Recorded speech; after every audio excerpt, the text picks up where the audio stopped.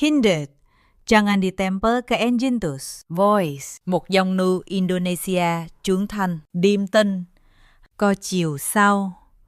Goi, e-engine, speed equals 1. Zero pitch equals 0. Language equals Indonesian. Global emotion nu engine hotro. B1 to B3.com. B4 tense. B5 dingin tegas. B6 hangat. Paste below this line. Mereka pikir mereka sedang menendang saya keluar dari hidup mereka. Padahal mereka sedang menandatangani kehancuran mereka sendiri. Suami saya menyerahkan surat cerai dengan senyum penuh kemenangan. Ibu mertua saya tersenyum sinis di sampingnya. Dan perempuan muda itu, Sabrina, berdiri di belakang mereka seperti seorang ratu yang baru saja naik tahta. Mereka tidak tahu satu hal, seluruh perusahaan, seluruh rumah, seluruh kemewahan yang mereka banggakan, semuanya atas nama saya. Reza hanyalah wajah. Saya adalah pemiliknya. Satu tanda tangan dari saya. Dan pria yang tadi tertawa itu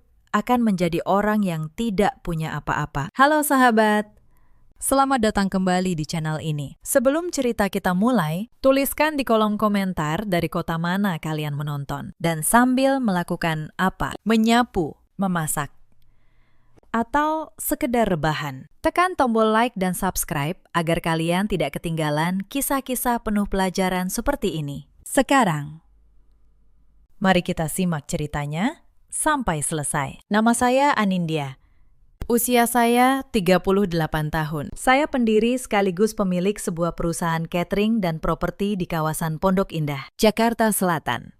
Sudah 12 tahun saya membangun semuanya. Dari sebuah dapur kecil di garasi kontrakan, sampai menjadi perusahaan dengan ratusan karyawan. Tidak ada yang jatuh dari langit untuk saya. Setiap rupiah saya kumpulkan dengan tangan saya sendiri. Saya pernah tidur 3 jam sehari. Saya pernah mengantar pesanan sendiri di tengah hujan. Saya pernah ditolak puluhan bank sebelum satu pun percaya pada saya. Lalu, saya bertemu Reza. Saat itu perusahaan saya sudah mulai besar. Reza tampan, pandai bicara, dan punya cara membuat saya merasa dihargai. Kami menikah, dan karena cinta, saya melakukan satu hal yang dianggap banyak orang sebagai kebodohan. Saya mengangkat Reza sebagai direktur perusahaan saya, bukan karena ia ahli, tetapi karena saya ingin suami saya merasa terhormat. Saya ingin orang memanggilnya Pak Direktur. Saya ingin harga dirinya sebagai laki-laki tetap utuh. Namun ada satu hal yang tidak pernah saya ubah. Seluruh saham perusahaan tetap atas nama saya. 100% akta pendirian, sertifikat tanah. Rumah kami di Pondok Indah. Semuanya tertulis dengan satu nama, Anindya.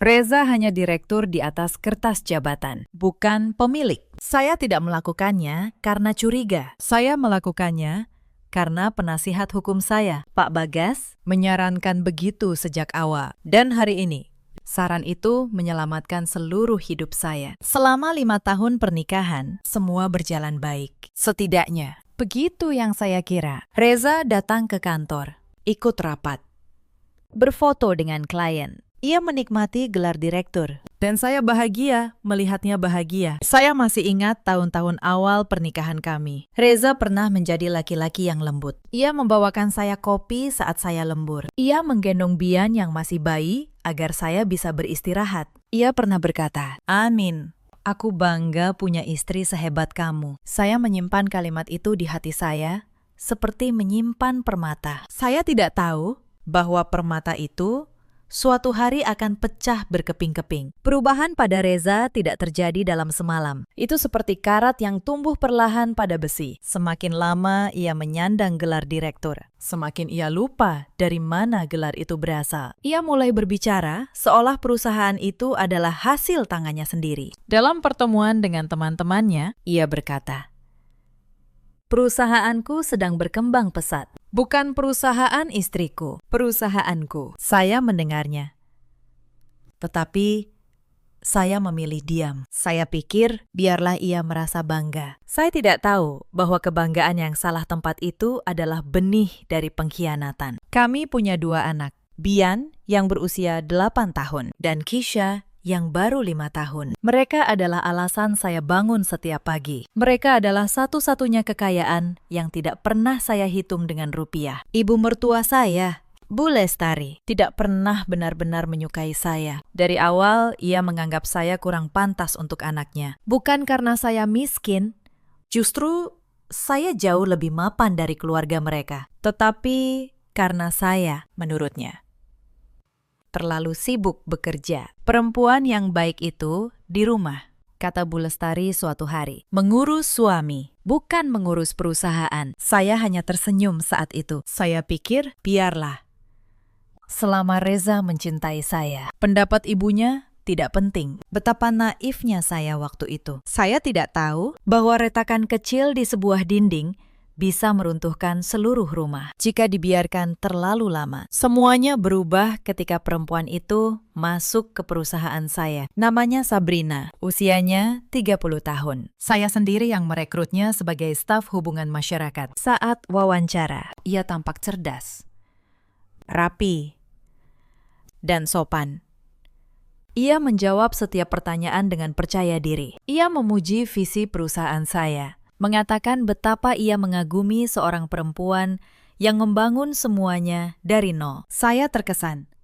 Saya pikir ia akan menjadi aset bagi perusahaan. Saya tidak tahu bahwa saya baru saja membuka pintu bagi badai yang akan menghancurkan rumah tangga saya. Di bulan-bulan pertama, Sabrina bekerja dengan baik. Ia rajin, pandai bergaul, dan disukai banyak orang. Saya bahkan sempat memujinya di depan staf lain. Saya menganggapnya seperti adik. Saya tidak menyadari bahwa di balik senyum manisnya, ia sedang mengincar sesuatu yang lebih dari sekedar pekerjaan. Ia mengincar suami saya dan kemewahan yang ia kira dimiliki oleh suami saya. Awalnya kecil. Sabrina sering datang ke ruangan Reza membawa berkas. Mereka tertawa bersama saat rapat. Saya tidak curiga, Reza memang direktur. Wajar jika ia berinteraksi dengan stafnya. Tetapi seorang istri punya naluri. Naluri itu seperti alarm yang berbunyi pelan di dada, jauh sebelum mata melihat bukti. Dan alarm di dada saya mulai berbunyi. Reza mulai berubah. Ia pulang lebih malam. Ia menjaga ponselnya seperti menjaga harta karun. Ia mandi setelah pulang kerja. Sesuatu yang tidak pernah ia lakukan sebelumnya. Setiap kali saya bertanya, jawabannya selalu sama. Lembur, klien, proyek baru. Saya memilih percaya, bukan karena saya bodoh, tetapi karena saya tidak punya keberanian untuk membongkar kebenaran yang saya takut akan menghancurkan saya. Lalu, insiden pertama terjadi. Suatu sore, saya datang ke kantor tanpa pemberitahuan. Saya ingin memberi kejutan ulang tahun pernikahan kami. Saya membawa kue dan dasi baru untuk Reza. Saat saya membuka pintu ruangannya, saya melihat Sabrina duduk di kursi saya. Kursi istri direktur. Tertawa. Dengan kaki menyelang santai, seolah ruangan itu miliknya. Reza tersentak melihat saya. Sabrina berdiri dengan tenang, lalu tersenyum manis. Maaf, Bu, katanya. Saya sedang membahas proyek dengan Pak Reza. Cara ia memanggil saya, Bu, sementara memanggil suami saya dengan nama, membuat dada saya terasa ditusuk. Saya tersenyum dan menyerahkan kue. Reza tergagap mengucapkan terima kasih. Malam itu, ia tidak menyentuh kue itu sama sekali. Tetapi malam itu pula, saya mulai memperhatikan segalanya dengan mata yang lebih jernih. Sepanjang perjalanan pulang, satu gambar terus terngiang di kepala saya. Sabrina duduk di kursi saya dengan kaki menyelang santai. Itu bukan sekedar kursi, itu adalah simbol. Perempuan itu sedang menunjukkan kepada saya bahwa ia merasa berhak atas tempat yang selama ini milik saya. Dan suami saya, alih-alih membela saya, justru membiarkannya. Diam Reza malam itu berbicara lebih keras daripada 1000 kata. Ia sudah memilih. Hanya saja, ia belum berani mengatakannya. Insiden kedua datang dari rumah ibu mertua saya. Akhir pekan itu, kami makan malam di rumah Bu Lestari. Seperti biasa, ia membandingkan saya dengan menantu idamannya. Tetapi, malam itu berbeda. Ia memuji seseorang dengan nama yang membuat saya membeku. Meja makan di rumah Bu Lestari selalu menjadi panggung baginya untuk merendahkan saya secara halus. Ia akan memuji masakan tetangganya, lalu menatap saya.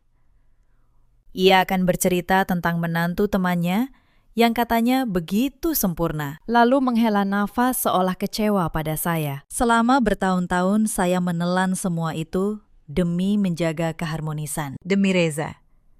Demi anak-anak. Sabrina itu perempuan yang berkelas, kata Bu Lestari sambil menyendok rendang. Anggun, pandai berdandan. Dan tahu cara menemani suami ke acara penting. Bukan seperti perempuan yang sibuk di kantor sampai lupa cara menjadi istri. Adik ipar saya, Dini, tersenyum sinis di sampingnya. Iya, Bu, sahut Dini. Zaman sekarang, laki-laki sukses butuh pendamping yang sepadan, yang bisa dibawa kemana-mana, bukan yang cuma bisa hitung-hitung uang. Mereka berdua tertawa kecil, seolah saya tidak ada di meja itu. Memangnya Mbak Anin kenal Sabrina? Tanya saya pelan. Bu Lestari dan Dini saling melirik. Reza buru-buru mengalihkan pembicaraan. Saat itu, saya tahu ada sesuatu yang sedang mereka sembunyikan bersama. Sesuatu yang sudah lama berjalan tanpa sepengetahuan saya. Mereka semua tahu, ibu mertua saya, adik ipar saya, bahkan mungkin seluruh keluarga itu. Hanya saya yang dibiarkan dalam kegelapan, seperti orang asing di tengah keluarga sendiri. Saya pulang malam itu dengan satu keputusan. Saya tidak akan lagi berpura-pura tidak tahu. Insiden ketiga adalah yang membuka mata saya sepenuhnya. Suatu malam, ponsel Reza berdering saat ia sedang mandi. Layarnya menyala di meja. Nama yang muncul bukan nama Sabrina, melainkan sebuah nama panggilan. Sayang. Saya mengambil ponsel itu dengan tangan gemetar. Saya membaca pesan yang masuk. Sayang, kapan kita ke Bali lagi? Yang kemarin kurang lama. Pakai dana proyek saja seperti waktu itu. Toh istrimu tidak pernah cek pengeluaran kantor. Dunia saya runtuh dalam 1 detik. Bukan hanya karena suami saya berselingkuh, tetapi karena mereka menggunakan uang perusahaan saya untuk berkhianat. Uang yang saya kumpulkan dengan keringat dan air mata. Uang yang saya sisihkan untuk masa depan anak-anak saya. Saya meletakkan ponsel itu kembali persis di tempatnya. Saya tidak menangis. Saya tidak berteriak. Sesuatu di dalam diri saya yang tadinya panas berubah menjadi sangat dingin. Saat itulah saya tahu perempuan yang sabar, yang berubah menjadi tenang, adalah perempuan yang paling berbahaya. Ketika Reza keluar dari kamar mandi, ia tersenyum kepada saya seperti biasa. Sudah tidur, sayang? Tanyanya. Saya membalas senyumnya dengan sempurna. Belum. Aku menunggumu, kata saya.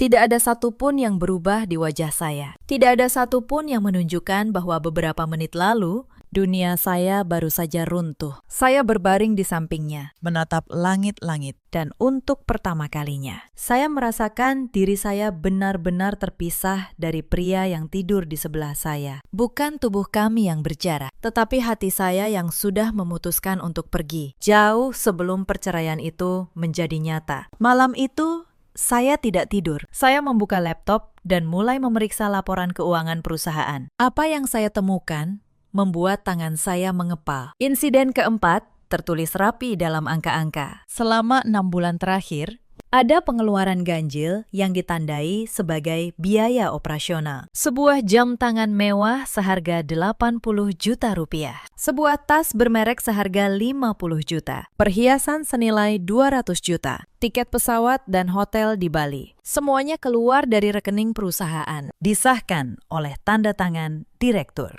Tanda tangan Reza. Ia mencuri dari perusahaan istrinya untuk membelikan hadiah bagi selingkuhannya. Saya menatap angka-angka itu lama sekali. Bukan kesedihan yang saya rasakan, melainkan kejelasan. Untuk pertama kalinya dalam berbulan-bulan, saya tahu persis apa yang harus saya lakukan. Tetapi saya tidak akan terburu-buru. Orang yang ingin menjatuhkan pohon besar tidak menebangnya dengan satu ayunan. Ia mengasah kapaknya terlebih dahulu dalam diam. Esok paginya, saya menelpon 2 orang yang paling saya percaya. Pak Bagas, notaris dan penasihat hukum saya sejak perusahaan ini berdiri. Dan Aditya, seorang auditor independen yang merupakan sahabat lama saya. Kita perlu bertemu, kata saya. Diam-diam di luar kantor, kami bertemu di sebuah kafe kecil yang jauh dari keramaian. Saya menceritakan semuanya. Perselingkuhan, uang yang dicuri, pesan yang saya baca. Pak Bagas mendengarkan dengan tenang, lalu berkata, "Bu Anin, ingat satu hal. Sejak awal saya menyarankan agar seluruh aset atas nama ibu seorang dan agar dibuat perjanjian pranikah. Hari ini, semua itu adalah perisai ibu. Reza tidak punya hak hukum apapun atas perusahaan ini." Aditya menambahkan, "Saya akan menyusun audit lengkap. Setiap rupiah yang ia ambil akan tercatat hitam di atas putih. Tetapi, Anin, kamu harus sabar. Jangan tunjukkan kemarahanmu. Biarkan dia merasa menang. Sampai semuanya siap." Saya mengangguk. Saya tahu apa yang harus saya lakukan. Saya akan menjadi perempuan yang mereka kira sudah kalah. Saya akan menundukkan kepala, menahan air mata palsu, dan membiarkan mereka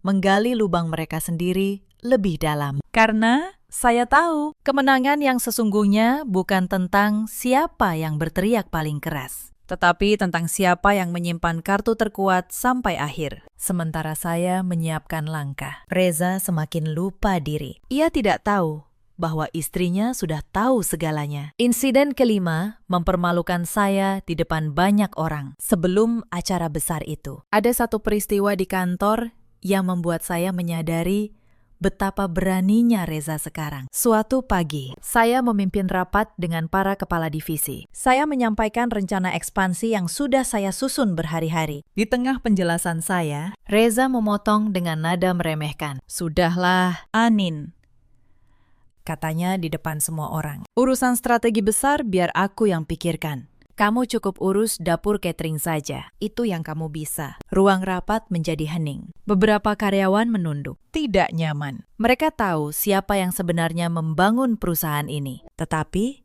tidak ada yang berani bersuara. Saya menelan penghinaan itu dengan senyum tipis. "Baik, Pak Direktur," kata saya. "Tenang, silahkan dilanjutkan." Di dalam hati, saya mencatat satu lagi alasan mengapa pria ini harus kehilangan segala yang ia kira miliknya. Setelah rapat, Mbak Yuni mendekati saya dengan mata berkaca-kaca. "Bu, kenapa Ibu diam saja? Ini perusahaan Ibu." Saya tersenyum padanya.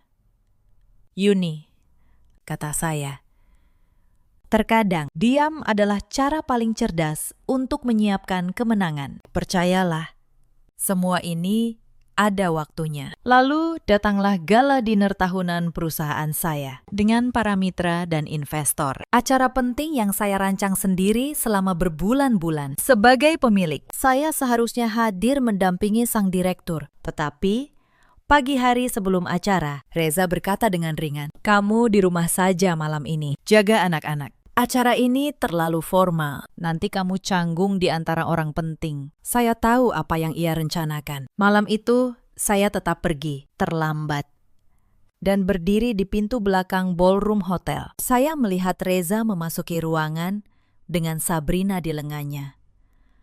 Ia memperkenalkan perempuan itu kepada para investor sebagai pendamping, bukan sebagai staf. Sebagai pendamping. Beberapa mitra yang mengenal saya tampak bingung dan tidak nyaman. Tetapi Reza begitu menikmati perannya. Ia tertawa. Ia memamerkan Sabrina seperti memamerkan piala di rumah mewah yang saya bangun dengan uang yang saya hasilkan. Ia mempermalukan saya di depan orang-orang yang saya undang. Saya berdiri di kegelapan pintu itu hanya beberapa menit. Lalu saya pergi tanpa seorang pun melihat. Di dalam mobil, saya menelpon Aditya. "Percepat auditnya," kata saya.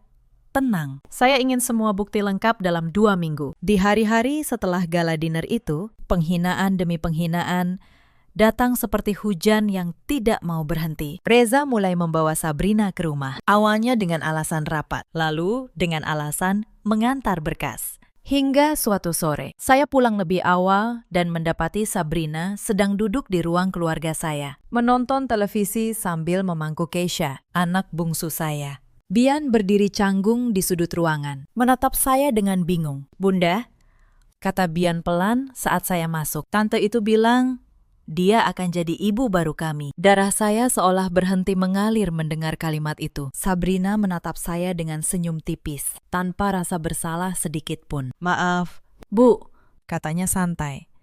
Anak-anak harus mulai terbiasa. Saya menarik nafas dalam-dalam. Saya tidak ingin membuat keributan di depan anak-anak. Kisha, Bian, ayo ke kamar, kata saya selembut mungkin. Bunda mau bicara dengan Bunda saja. Setelah anak-anak naik ke kamar, saya menatap Sabrina lurus. Keluar dari rumah saya, kata saya.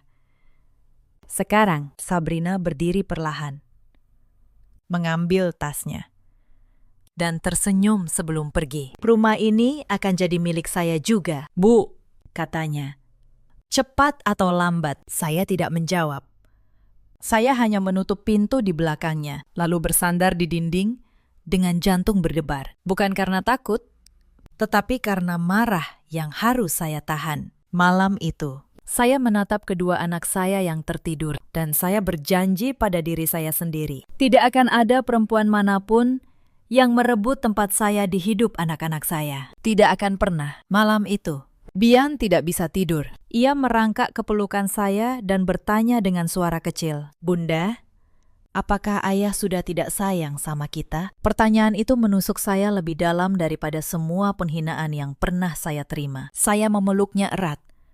Ayah sedang bingung. Nak, kata saya menahan air mata. Tetapi Bunda di sini. Bunda tidak akan pernah meninggalkan kalian. Bian mengangguk, lalu tertidur dalam pelukan saya. Saya tetap terjaga sepanjang malam, mendengarkan napas anak-anak saya, dan menguatkan tekad saya untuk mereka. Saya harus menang. Beberapa hari kemudian, saya tahu bahwa Sabrina dan ibu mertua saya bahkan sudah berani mengatur masa depan anak-anak saya. Dini, adik ipar saya, tanpa sengaja mengirimkan pesan ke grup keluarga yang masih mencantumkan nama saya. Isinya, rencana mereka. Setelah Reza dan Sabrina menikah, anak-anak akan dititipkan ke pengasuh agar Sabrina tidak repot. Bian dan Kisha, darah daging saya, dibicarakan seperti barang yang merepotkan saat itu. Apapun keraguan terakhir yang masih tersisa di hati saya, lenyap sepenuhnya.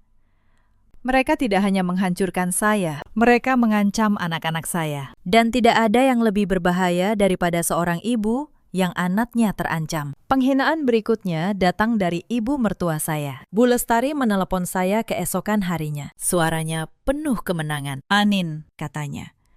Sebagai perempuan yang baik, sebaiknya kamu mundur dengan terhormat. Reza sudah memilih Sabrina. Jangan membuat keluarga ini malu dengan bertahan pada pernikahan yang sudah selesai. Kamu cukup urus anak-anak dan biarkan Reza melanjutkan hidupnya. Saya mendengarkan semua itu dengan tenang. Lalu saya bertanya satu hal. Bu, apakah ibu tahu dari mana semua kemewahan yang Reza nikmati selama ini berasal? Bu Lestari terdiam sejenak, lalu menjawab dengan angkuh. Tentu saja dari kerja kerasnya sebagai direktur. Saya tersenyum di balik telepon. Baik, Bu, kata saya. Kalau begitu, kita lihat saja nanti. Saya menutup telepon. Mereka begitu yakin pada kekuasaan yang sebenarnya tidak pernah mereka miliki. Dan keyakinan buta itulah yang akan menjadi senjata yang menghancurkan mereka. Insiden ke-6 adalah saat mereka mengira telah memenangkan segalanya. 2 hari setelah peristiwa di grup keluarga itu, Reza pulang membawa map coklat. Di belakangnya, ibu mertua saya, Bu Lestari, ikut masuk ke rumah saya tanpa permisi. Mereka duduk di ruang tamu seolah sedang menghakimi seorang terdakwa. Anin, kata Reza dengan nada dingin yang belum pernah saya dengar. Kita sudah tidak cocok. Aku ingin kita bercerai secara baik-baik. Aku sudah siapkan surat-suratnya. Ia meletakkan map itu di meja. Bu Lestari menambahkan dengan suara tajam. Tanda tangani saja, Nak. Reza, laki-laki yang baik. Sudah saatnya ia bersama perempuan yang lebih pantas. Kamu ambil saja anak-anak. Itu sudah lebih dari cukup. Saya membuka map itu. Di dalamnya bukan hanya surat cerai. Ada pula surat pelepasan harta bersama. Sebuah dokumen yang isinya menyatakan bahwa saya menyerahkan rumah, perusahaan, dan seluruh aset kepada Reza. Dengan alasan semua itu adalah hasil jeripayah selama pernikahan. Mereka mengira saya tidak paham hukum. Mereka mengira saya hanya seorang perempuan yang akan menangis dan menandatangani apapun yang disodorkan. Reza tersenyum tipis. Sabrina dan aku akan menikah bulan depan, katanya. Ibu sudah merestui, jadi selesaikan ini dengan dewasa. Saya menatap dokumen itu, lalu menatap mereka satu persatu. Di dalam dada saya, alih-alih hancur. Sesuatu justru tersenyum. Mereka baru saja menunjukkan seluruh kartu mereka. Sementara kartu saya masih tersembunyi rapat. Beri saya waktu seminggu untuk membaca semuanya, kata saya pelan. Saya tidak mau gegabah. Reza dan ibunya saling pandang, lalu tertawa puas. Mereka pikir saya menyerah, padahal saya hanya sedang membuka pintu jebakan mereka sendiri. Selama minggu itu, Reza semakin berani. Ia mulai bertingkah seolah perceraian sudah final. Ia memindahkan sebagian barangnya keluar dari kamar kami. Ia berbicara di telepon dengan Sabrina di depan saya, tanpa menutupinya lagi. Suatu malam, ia bahkan berkata dengan nada mengejek, "Anin, kamu sebaiknya mulai mencari kontrakan. Setelah cerai, rumah ini akan jadi milikku dan Sabrina. Aku tidak mau anak-anak tumbuh di tempat sempit. Jadi mungkin mereka tinggal denganku saja." Saya menatapnya dengan tenang. Di dalam hati, setiap kata kasarnya hanya menambah satu paku lagi di peti mati yang sedang ia siapkan untuk dirinya sendiri. "Tentu, Reza," kata saya pelan.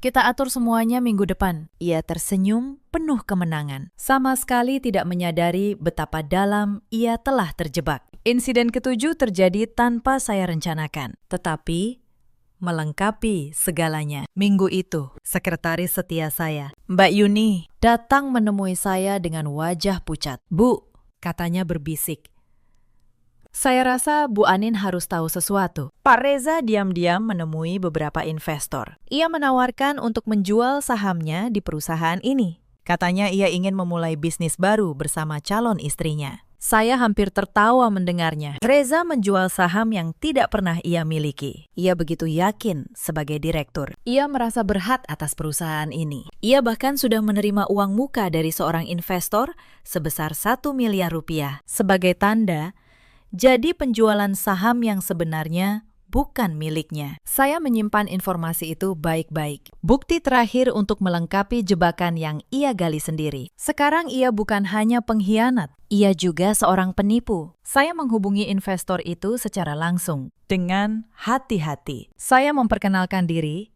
sebagai pemilik sah perusahaan dan menunjukkan akta kepemilikan agar ia percaya. "Pakistan," kata saya. "Saham yang ditawarkan kepada Bapak itu tidak pernah ada. Direktur kami tidak memiliki saham apapun untuk dijual." Investor itu terkejut, lalu marah. Ia merasa ditipu. Saya menenangkannya. Saya berjanji akan mengembalikan uang muka yang sudah ia berikan, asalkan ia bersedia menjadi saksi atas apa yang telah terjadi. Ia setuju. Dengan begitu, jebakan terakhir terkunci rapat. Reza tidak hanya akan kehilangan jabatannya, ia akan menghadapi tuduhan penipuan dengan saksi dan bukti yang lengkap. Dan yang membuat semua ini terasa adil adalah ia melakukan semuanya sendiri. Saya tidak menjebaknya. Saya hanya membiarkannya berjalan menuju jurang yang ia kira adalah singgasana. Insiden ke-8 adalah persiapan diam saya. Selama seminggu yang mereka kira saya gunakan untuk merenung, saya justru bekerja tanpa henti. Aditya menyelesaikan audit lengkap, mendokumentasikan setiap rupiah yang Reza curi dari perusahaan. Pak Bagas menyiapkan seluruh berkas kepemilikan yang sah. Mbak Yuni membantu saya menyalin semua rekaman CCTV ruangan Reza, serta cadangan pesan dari ponsel kantor yang masih tersimpan di server perusahaan. Setiap malam memiliki ritmenya sendiri. Setelah menidurkan Bian dan Keisha, saya turun ke ruang kerja saya, menyalakan lampu meja, dan membuka semua berkas. Saya menyusun bukti seperti menyusun kepingan teka-teki, tanggal demi tanggal, angka demi angka. Setiap pengeluaran ganjil, saya cocokkan dengan jadwal pertemuan Reza dan Sabrina. Semuanya cocok dengan sempurna. Tidak ada satupun celah yang terlewat. Ada malam-malam ketika air mata diam-diam jatuh di pipi saya. Bukan karena saya menyesali apa yang akan saya lakukan, tetapi karena saya berduka atas pernikahan yang dulu pernah saya cintai. Atas laki-laki yang dulu pernah saya percaya. Saya membiarkan air mata itu jatuh. Lalu saya menghapusnya dan saya kembali bekerja. Karena saya tahu Kesedihan adalah kemewahan yang tidak bisa saya nikmati sekarang. Nanti, setelah semuanya selesai, saya boleh menangis sepuasnya. Tetapi malam itu, saya harus kuat. Pak Bagas pernah bertanya, "Anin, apakah kamu yakin ingin melakukan ini sampai akhir? Kamu masih bisa memilih jalan damai." Saya menatapnya dan menjawab, "Pakistan. Saya sudah memberi jalan damai selama bertahun-tahun. Saya memberi kepercayaan, kehormatan, dan kebaikan." Mereka membalasnya dengan menginjak-injak semua itu. Sekarang, saya hanya menuntut keadilan, bukan balas dendam, keadilan. Pak Bagas mengangguk dan tidak bertanya lagi. Setiap malam, setelah menidurkan Bian dan Keisha, saya menyusun semuanya seperti seorang jenderal menyusun strategi sebelum perang. Tidak ada amarah dalam gerakan saya, hanya ketelitian, hanya kesabaran. Mereka mengira mereka sedang mengusir saya dari kerajaan ini. Mereka tidak tahu saya adalah ratunya, dan mereka hanyalah tamu yang lupa diri. Pada hari ke-7, saya menelpon Reza. "Saya sudah siap menandatangani semuanya," kata saya dengan suara yang sengaja saya buat lemah. "Tetapi karena ini menyangkut perusahaan, mari kita selesaikan di hadapan notaris secara resmi. Undang ibumu dan Sabrina juga. Saya ingin semuanya menyaksikan saya melepaskan segalanya." Reza setuju dengan gembira. Ia tidak menyadari bahwa ia baru saja menerima undangan menuju keruntuhannya sendiri. Hari yang ditentukan pun tiba. Pagi itu, saya bangun lebih awal dari biasanya. Saya menyiapkan sarapan untuk Bian dan Keisha, mengantar mereka ke sekolah, dan mencium kening mereka seperti hari-hari biasa. Saya tidak ingin anak-anak merasakan ketegangan yang saya bawa. Bagi mereka, hari itu adalah hari yang biasa. Bagi saya, hari itu adalah hari ketika seluruh kesabaran yang saya simpan selama berbulan-bulan akan menemukan jawabannya. Di dalam mobil menuju kantor notaris, saya menatap bayangan saya di kaca. Perempuan yang dulu menangis diam-diam setiap malam itu kini duduk dengan tenang, dengan tatapan yang mantap. Saya tidak gemetar. Saya tidak ragu. Saya hanya merasakan satu hal, kepastian. Hari ini, kebenaran akan berbicara lebih keras daripada semua kebohongan yang pernah mereka ucapkan. Kantor notaris Pak Bagas terletak di sebuah gedung tenang di kawasan Menteng. Ruangannya luas, dengan meja kayu panjang di tengah dan deretan kursi di kedua sisinya. Saya datang lebih awal. Saya mengenakan blazer abu-abu sederhana, tanpa perhiasan mencolok. Saya ingin terlihat seperti perempuan yang kalah. Untuk sementara, ruangannya luas, dengan meja kayu panjang di tengah dan deretan kursi di kedua sisinya. Saya datang lebih awal. Saya mengenakan blazer abu-abu sederhana, tanpa perhiasan mencolok. Saya ingin terlihat seperti perempuan yang kalah. Untuk sementara, Reza datang bersama Sabrina, bergandengan tangan tanpa malu. Bu Lestari menyusul di belakang mereka. Dagunya terangkat tinggi. Dini, adik ipar saya, juga ikut.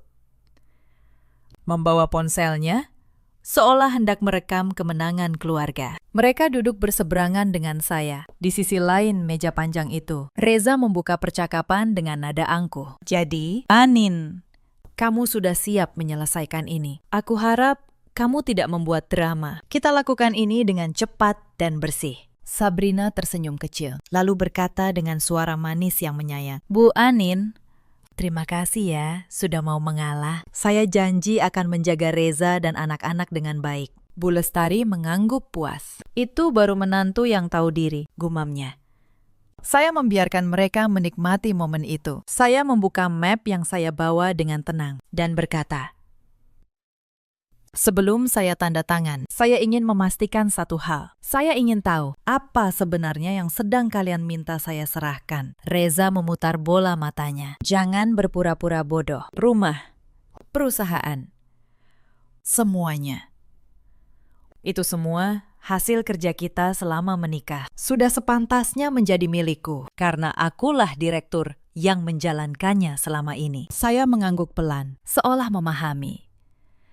Lalu, saya menoleh ke arah Pak Bagas. "Pak Bagas, Tolong jelaskan kepada mereka siapa sebenarnya pemilik sah dari semua aset yang sedang mereka bicarakan. Pak Bagas membuka map birunya. Ia mengeluarkan setumpuk dokumen dan meletakkannya di tengah meja. Suaranya tenang dan tegas. Berdasarkan akta pendirian perusahaan, sertifikat tanah, dan seluruh dokumen kepemilikan yang sah perusahaan ini, beserta rumah di Pondok Indah dan seluruh asetnya, tercatat 100% atas nama Ibu Anindya seorang. Bapak Reza tercatat sebagai direktur, sebuah jabatan operasional. Bapak Reza tidak memiliki satu lembar pun saham di perusahaan ini. Ruangan itu menjadi sunyi. Senyum di wajah Reza membeku. Apa maksudmu? Katanya tergagap. Aku direktur. Aku yang menjalankan perusahaan ini. Saya menatapnya lurus. Kamu menjalankannya, kata saya. Tetapi kamu tidak pernah memilikinya. Saya mengangkatmu menjadi direktur agar kamu merasa terhormat sebagai laki-laki. Itu hadiah dariku, bukan hakmu. Dan hadiah, Reza, bisa kutarik kapan saja. Bu Lestari menggebrak meja. Tidak mungkin. Reza, suamimu. Separuh dari semua ini hak dia. Pak Bagas menggeleng pelan. Maaf, Bu, secara hukum, tidak. Seluruh aset ini telah terdaftar atas nama Ibu Anindya sejak sebelum pernikahan dan tidak pernah dimasukkan ke dalam harta bersama melalui perjanjian apapun. Justru sebaliknya, ada perjanjian pranikah yang memisahkan harta. Bapak Reza menandatanganinya sendiri saat menikah. Wajah Reza pucat pasi. Ia jelas lupa pada selembar kertas yang ditandatanganinya bertahun-tahun lalu, saat ia terlalu mabuk cinta untuk membacanya. Tetapi saya belum selesai. Sekarang giliran saya membuka kartu kedua. Aditya, sahabat saya yang sedari tadi duduk diam di sudut ruangan, berdiri dan meletakkan map merah di meja. Ini adalah hasil audit independen perusahaan selama 1 tahun terakhir, katanya. Di dalamnya tercatat sejumlah pengeluaran yang ditandatangani oleh direktur, namun tidak berhubungan dengan operasional perusahaan. Saya membuka map itu dan membacakannya satu persatu dengan suara jernih. Jam tangan mewah, 80 juta rupiah. Tas bermerek, 50 juta. Perhiasan, 200 juta. Perjalanan ke Bali, hotel bintang 5, 3 kali. Semuanya diambil dari rekening perusahaan saya. Semuanya disahkan oleh tanda tangan Reza. Dan semuanya. Saya angkat wajah saya, menatap Sabrina, dibelanjakan untuk perempuan ini. Sabrina yang tadi tersenyum, kini menunduk. Wajahnya memerah, tangannya gemetar di atas meja. Bu Lestari menoleh ke arah anaknya dengan mata terbelalak. Reza, apa ini benar? Suaranya bergetar. Reza tidak menjawab. Ia tidak bisa menjawab. Saya melanjutkan dengan suara yang tetap tenang. Saya punya semuanya. Reza, kata saya. Rekaman CCTV ruanganmu, di mana kamu dan Sabrina bertingkah tanpa malu di tempat kerja. Salinan setiap pesan yang kalian kirim melalui ponsel kantor, yang semuanya tersimpan di server perusahaan. Setiap kwitansi, setiap transfer, setiap bukti. Selama berbulan-bulan, kalian mengira saya perempuan bodoh yang tidak pernah memeriksa apapun. Padahal, saya sudah mencatat segalanya, jauh sebelum kalian sadar. Reza menatap saya dengan mata yang penuh ketakutan. Untuk pertama kalinya, ia melihat saya bukan sebagai istri yang lemah, melainkan sebagai perempuan yang memegang seluruh hidupnya di tangannya. Bu Lestari yang tadi angkuh, kini terdiam. Tubuhnya gemetar. Sabrina menggeser kursinya menjauh dari Reza, seolah ingin memisahkan dirinya dari kehancuran yang akan datang. Lalu, saya keluarkan kartu terakhir, yang paling mematikan. Saya mendengar kabar menarik, kata saya pelan, bahwa belakangan ini ada seseorang yang menawarkan saham perusahaan saya kepada para investor. Bahkan sudah menerima uang muka 1 miliar rupiah sebagai tanda jadi. Padahal, seperti yang baru saja dijelaskan Pak Bagas, orang itu tidak memiliki 1 lembar saham pun untuk dijual. Saya meletakkan salinan percakapan dan bukti transfer di meja. Itu namanya penipuan, Reza. Menjual sesuatu yang bukan milikmu dan mengambil uang orang lain. Investor itu sudah saya hubungi. Ia siap melaporkanmu ke polisi jika uangnya tidak dikembalikan hari ini juga. Keringat mengucur di dahi Reza. Tubuhnya yang tadi tegak, kini merosot di kursi. Amin, katanya dengan suara serak. Tolong, aku hilaf. Aku salah. Maafkan aku, saya menatapnya tanpa amarah. Justru itulah yang membuatnya lebih menakutkan baginya. Kamu tahu, Reza, kata saya, selama bertahun-tahun, saya memberimu segalanya. Gelar, rumah, kehormatan, kepercayaan. Saya membuatmu merasa seperti raja, padahal kamu hanyalah tamu di istana saya, dan kamu membalasnya dengan mencuri, berbohong, dan mempermalukan saya di depan orang-orang yang saya hormati. Saya berdiri. Hari ini, saya tidak menandatangani surat cerai yang kalian siapkan. Saya menandatangani yang lain. Pak Bagas menyodorkan dokumen baru, surat pemberhentian Reza dari jabatan direktur, efektif hari itu juga. Surat cerai dengan ketentuan bahwa seluruh aset tetap menjadi milik saya dan hak asuh penuh atas Bian dan Keisha jatuh ke tangan saya. Serta sebuah surat yang menyatakan bahwa jika uang muka 1 miliar tidak dikembalikan kepada investor dalam 24 jam, laporan pidana penipuan akan langsung diajukan. Saya menandatangani semuanya dengan tenang. Lalu, saya menyodorkan pena kepada Reza. Sekarang giliranmu, kata saya. Tanda tangani, atau kita selesaikan ini di kantor polisi. Tangan Reza gemetar saat menandatangani. Di sebelahnya, Bu Lestari menangis.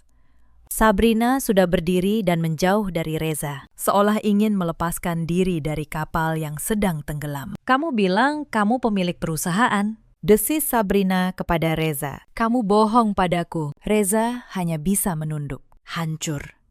Di hadapan perempuan yang demi dirinya ia mengorbankan keluarganya sendiri. Saya mengambil semua dokumen, memasukkannya ke dalam tas, dan berjalan menuju pintu. Di ambang pintu, saya berhenti sejenak dan menoleh. Oh, satu hal lagi, kata saya. Sabrina, kamu dipecat dari perusahaan. Efektif sekarang. Dan Bu Lestari, terima kasih sudah mengajari saya satu pelajaran berharga, bahwa kebaikan yang diberikan kepada orang yang salah akan selalu dianggap sebagai kelemahan. Saya tidak akan mengulangi kesalahan itu lagi. Lalu saya keluar dari ruangan itu, meninggalkan mereka dalam keruntuhan yang mereka bangun dengan tangan mereka sendiri. Hari-hari setelah pertemuan di kantor notaris itu berjalan seperti air, yang akhirnya mengalir bebas setelah bertahun-tahun terbendung. Reza mengembalikan uang muka 1 miliar kepada investor pada hari yang sama, dengan menjual mobil mewah yang dulu ia beli memakai bonus perusahaan. Itu pun belum cukup. Ia harus meminjam dari beberapa kerabat untuk menutupi sisanya. Untuk pertama kalinya dalam hidupnya, Reza merasakan bagaimana rasanya berhutang demi menutupi rasa malu. Setelah kehilangan jabatan direktur, Reza juga kehilangan segalanya yang melekat pada jabatan itu. Mobil dinas ditarik, kartu perusahaan diblokir. Relasi bisnis yang dulu menghormatinya kini menjauh karena kabar tentang penipuannya menyebar di kalangan pengusaha. Tidak ada perusahaan yang mau merekrut seorang mantan direktur yang menjual saham fiktif dan mencuri dari perusahaan istrinya sendiri. Sabrina pergi tidak lama setelah itu. Ia adalah perempuan yang tertarik pada kemewahan, bukan pada Reza. Saat ia tahu bahwa Reza tidak punya apa-apa, bahwa semua kemewahan itu sebenarnya milik istri yang ia hina, ia menghilang secepat ia datang. Pernikahan yang dijanjikan bulan depan itu tidak pernah terjadi. Belakangan, saya dengar Sabrina sudah menggandeng pria lain yang lebih kaya, Reza,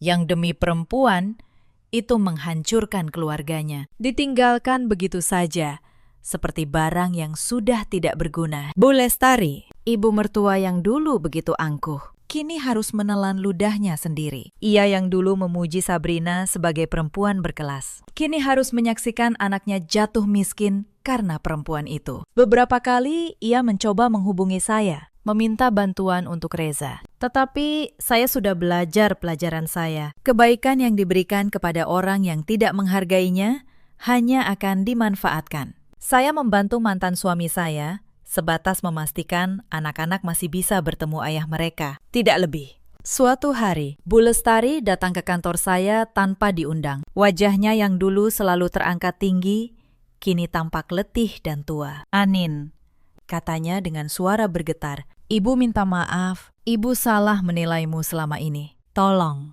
bantu Reza. Dia anak ibu satu-satunya." Saya menatap perempuan yang selama bertahun-tahun merendahkan saya itu. Tidak ada dendam di hati saya, hanya keheningan. "Bu," kata saya pelan, "saya tidak membenci ibu, tetapi saya juga tidak bisa lagi menjadi perempuan yang menanggung beban orang-orang yang tidak pernah menghargai saya. Reza, laki-laki dewasa, ia harus menanggung akibat dari pilihannya sendiri. Itulah keadilan yang sesungguhnya." Bu Lestari menunduk, lalu pergi tanpa berkata apa-apa lagi. Dini, adik ipar yang dulu ikut menertawakan saya, kini tidak berani lagi menatap mata saya. Keluarga yang dulu merasa lebih tinggi dari saya, kini menyadari bahwa selama ini merekalah yang menumpang di atas kerja keras saya. Sementara itu, hidup saya justru berkembang. Tanpa Reza yang diam-diam menggerogoti keuangan perusahaan. Laba meningkat tanpa beban rumah tangga yang penuh kebohongan. Pikiran saya menjadi jernih. Saya membuka cabang baru di 2 kota. Saya mempekerjakan lebih banyak karyawan. Perusahaan yang dulu hampir dikuras oleh suami saya, kini tumbuh lebih besar dari sebelumnya. Saya juga mengangkat Mbak Yuni, sekretaris setia yang dulu memberanikan diri memberitahu saya tentang penjualan saham gelap itu, menjadi manajer operasional. Loyalitas, saya percaya, harus dibalas dengan kepercayaan. Sedangkan pengkhianatan harus dibalas dengan konsekuensi. Itulah hukum sederhana yang selama ini saya pegang. Yang terpenting, anak-anak saya tumbuh dalam rumah yang tenang. Bian dan Kisha tidak lagi mendengar pertengkaran. Mereka melihat ibunya bekerja dengan bangga, bukan dengan air mata. Suatu malam, Bian memeluk saya dan berkata, "Bunda hebat. Aku mau seperti Bunda kalau besar nanti." Pada saat itu, saya tahu segala yang saya lalui sepadan dengan hasilnya. Beberapa bulan kemudian, saya bertemu Reza secara tidak sengaja di sebuah pusat perbelanjaan. Ia terlihat kurus dan lelah. Pakaiannya tidak lagi rapi seperti dulu. Ia menatap saya dengan tatapan penuh penyesalan. "Anin," katanya pelan, "aku menyesal. Aku kehilangan segalanya. Aku membuang berlian demi kerikil." Saya menatapnya sejenak. Tidak ada lagi kebencian di hati saya, hanya rasa kasihan dan sedikit rasa lega. "Kamu tidak kehilangan segalanya, Reza," kata saya.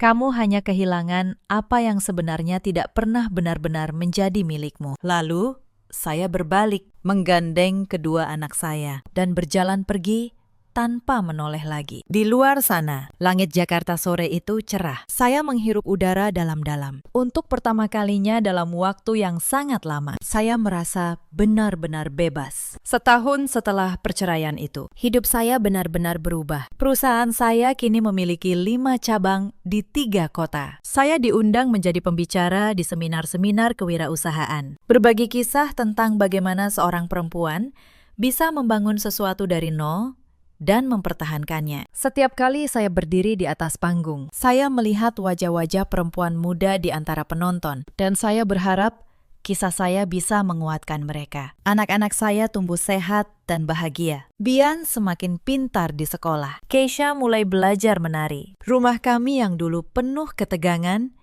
kini dipenuhi tawa.